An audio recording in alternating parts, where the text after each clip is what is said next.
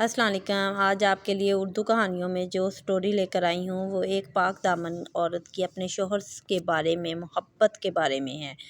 Please ہمارے اردو کہانیاں channel کو سبسکرائب کیجئے، لائک کیجئے اینڈ شیئر کیجئے۔ ایک دفعہ ایک شوہر نے بیوی سے اپنے پانی مانگا۔ رات کا ٹائم تھا، وہ نیند سے جگا تو اسے پیاس محسوس ہوئی۔ اس نے اپنی بیوی سے پانی مانگا۔ بیوی پانی لے کر آئی تو دیکھا شوہر سو رہا ہے۔ اس نے سوچا اس کو دوبارہ پیاس نہ لگ جائے، اسی لیے وہ پانی لے کر ساری رات سرانے کھڑی رہی۔ جب شوہر صبح جاگا تو اس نے دیکھا اس کی بیوی پانی لے کر وہیں کھڑی ہے۔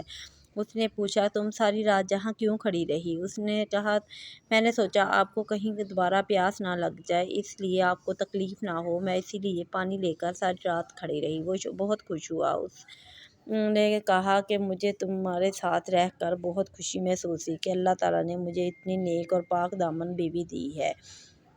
اس نے کہا مانگو، کیا مانگتی ہو؟ اس نے کہا کچھ نہیں۔ اس نے بار بار اصرار کیا تو اس کی بیوی نے کہا مجھے طلاق چاہیے۔ وہ یہ سن کر بڑا حیران ہوا۔ اس نے کہا کیوں؟ اس نے کہا چلو نبی پاک صلی اللہ علیہ وسلم کے پاس جاتے ہیں اور سارا قصہ بیان کرتے ہیں اور حکم فیصلہ کریں گے، ہم اسے قبول کریں گے۔ وہ دونوں حکم صلی اللہ علیہ وسلم کے گھر کی طرف چل دیے۔ صبح سحری کا ٹائم تھا۔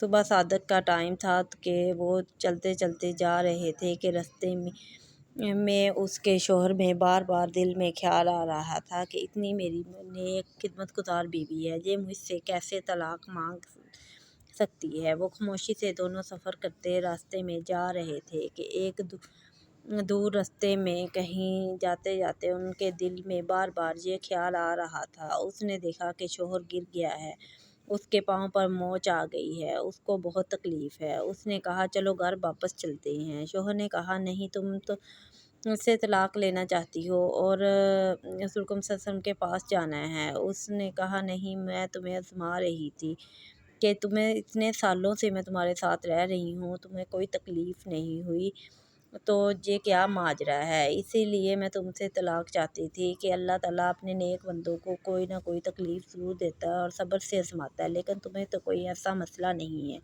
جب تمہیں پاؤں میں موچ آئی اور تمہیں تکلیف ہو رہی تھی، تم نے اس پر صبر کیا تو مجھے میرے سوالوں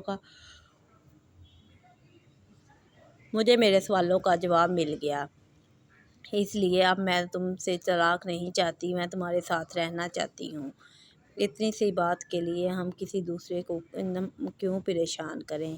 اللہ ہم دونوں کے درمیان ایسے ہی محبت برقرار رکھے اور ہم دونوں ایسے ہی ہنسی خوشی رہیں۔ آج کل کے زمانے میں یہ سب کچھ نئی باتیں ہیں، لیکن ہمارے صحابہ کرام کی زندگی کیا ہی خوبصورت تھی۔ وہ اپنی بیویوں سے ایسے ہی محبت کیا کرتے تھے، انہیں کسی پریشانی میں نہیں ڈالتے تھے، ان کی بیویاں بھی ان کی ایسے ہی خدمت کیا کرتی تھی اور وہ ہنسی خوشی ان کے ساتھ رہتے تھے۔ اسی طرح یہ ہمارے انبیاء کرام کی زندگی سے ہمیں سبق لینا چاہیے اور حکم صلی اللہ علیہ وسلم کے بتائے ہوئے طریقوں پر چلتے ہوئے اپنے شوہر کی خدمت کرنی چاہیے اور ہمیں معاشرے میں سر اٹھا کر جینا چاہیے۔ خدا ہم سب کو نیک توفیق دے۔